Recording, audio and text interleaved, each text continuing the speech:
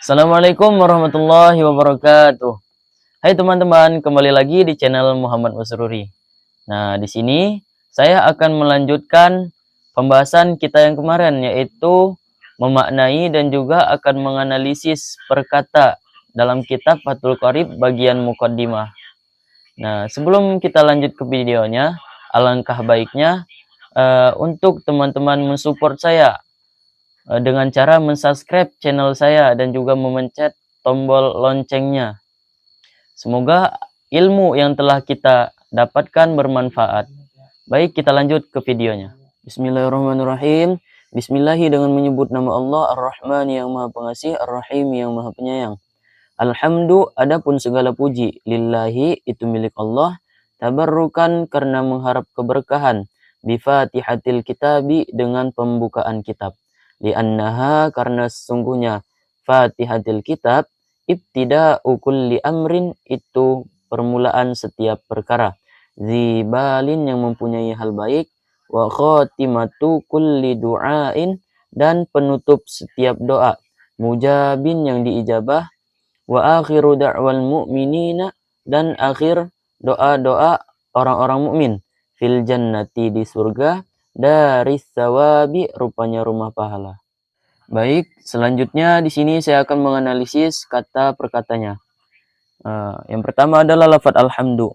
Jadi lafadz alhamdu di sini kedudukannya itu sebagai mubtada. Hukumnya itu rofa dan tanda rofanya adalah dhammah karena lafadz alhamdu itu berupa isi mufrad. Kemudian lafadz selanjutnya lafadz lillahi. Nah, lafadz lillahi ini kedudukannya ini menjadi khobar. Khobarnya di sini itu berupa khobar sibi jumlah. Yang mana khobar sibi jumlah itu ada dua. Ada yang berupa zorob dan ada juga yang berupa jar majrur. Nah, yang di sini adalah khobar yang berupa jar majrur. Kenapa kok di sini dibaca jar khobarnya? Yang seharusnya dibaca rofa dan yang merupakan khobar itu mubtada. Jadi khobarnya ini tetap rofa, itu lebih tepatnya menempati rofa, dan bentuknya sendiri itu berupa jar majrur. Jadi yang mengejarkan itu adalah huruf lam pada lafadz lillahinya. Nah, selanjutnya lafadz tabarrukan. Nah, jadi lafadz ini kedudukannya itu adalah sebagai maf'ul li ajlih atau maf'ul lah. Jadi maf'ul lah atau maf'ul li ajlih ini berupa masdar yang dibaca nasab yang menjadi keterangan atau alasan melakukan sebuah pekerjaan.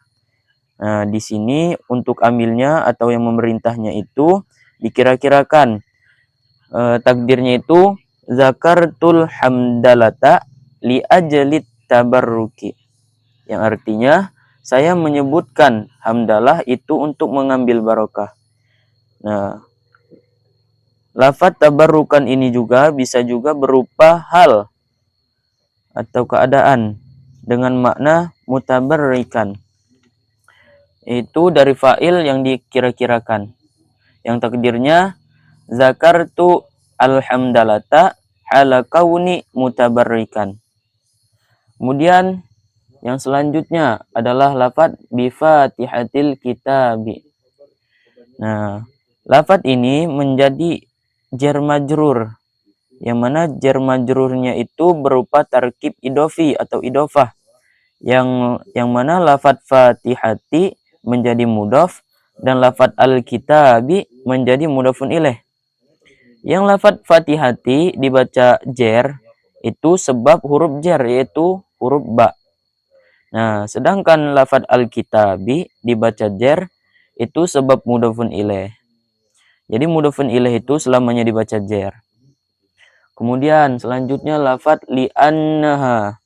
Nah, lafadz ini juga berupa jar majrur karena ada huruf jar, yaitu huruf lam. Jadi kemudian yang dijarkannya itu adalah lafadz inna. Nah, ini masalahnya. Inna itu kan salah satu huruf yang menjadi huruf takkid, yaitu salah satu huruf yang menjadi taukid, Nah, kemudian lafadz ha-nya ini itu menjadi isim inna. Dan isim inna itu kan dibaca nasab. Nah, lafadz ha ini dibaca nasab, yang mana tanda nasabnya itu dikira-kirakan karena haknya itu berupa isim domir. Yang mana kita ketahui bahwa isim domir itu hukumnya mabni, yaitu berubah-ubah. Nah, kemudian lafadz ibtida'u kulli amrin. Nah, lafadz ini sebagai khobar. Lafadz ibtida'u ini sebagai khobar inna, yang mana khobar inna itu berupa rofa. Hukumnya rofa dan tanda rofanya itu adalah dhammah. Tandanya itu ada pada lafadz ibtida'u. Nah, kemudian lafadz kulli. Nah, lafadz kulli itu sebagai mudhofun ilaih yang pertama yang dibaca jar, dan mudhofun ilaih yang keduanya itu adalah lafadz amrin yang dibaca jar pula. Kemudian lafadz selanjutnya adalah lafadz zibalin. Nah, jadi lafadz zibalin ini kedudukannya itu berupa sifat atau naat dari lafadz amrin. Jadi zibalin itu dibaca jar karena ikut pada amrin yang disifatinya. Yang mana kita ketahui bahwasannya sifat itu harus mengikuti kepada yang disifatinya. Jikalau yang disifatinya itu jar, maka sifatnya juga harus jar. Nah, kemudian lafadz wa khatimatu kulli du'ain. Nah, jadi lafadz wa khatimatu kulli du'ain ini kedudukannya itu adalah atop nasak. Atop menggunakan huruf atop yang berupa huruf waw, dan lafadz khatimatu kulli du'ain itu sebagai ma'tuf. Yang mana ma'tuf alaihnya itu lafadz ibtida'u kulli amrin. Nah, kemudian lafadz selanjutnya adalah lafadz mujabin. Nah, lafadz mujabin ini berupa sifat atau naat.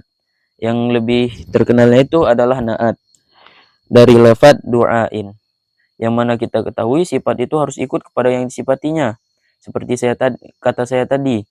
Nah, kalau yang disifatinya itu jar, maka sifatnya juga harus jar. Kemudian lafadz wa akhiru da'wal mu'minina. Nah, jadi lafadz wa akhiru da'wal mu'minina ini juga sebagai ataf nasak yang menggunakan huruf atop. Atopnya itu menggunakan huruf atop, dan maktufnya pada lafadz ibtida'u kulli amrin seperti yang tadi. Nah, kemudian lafadz selanjutnya adalah fil jannati. Nah, lafadz fil jannati ini berupa jar majrur, yang mana huruf jarnya itu adalah huruf fi, dan dan lafadz al jannati ini adalah majrur, tandaannya adalah kasroh karena dia isim mufrad. Kemudian lafaz selanjutnya yaitu daris sawabi. Nah, jadi lafaz ini itu kedudukannya sebagai badal mutabik, itu dari lafaz al jannati. Yang mana kita ketahui bahwasannya badal itu harus ikut pada mubdal minhunya. Mubdal minhunya tadi itu adalah al-jannati yang dibaca jar, maka badalnya juga harus dibaca jar. Yang mana tanda jarnya itu adalah kasroh karena berupa isim mufrad. Baiklah, itulah tadi pemaknaan dan juga penganalisisan dari kitab Fathul Qorib bagian muqaddimah. Apabila terjadi kesalahan, saya mohon maaf karena saya juga masih dalam tahap belajar. Wallahu a'lam bishawab. Wassalamualaikum warahmatullahi wabarakatuh.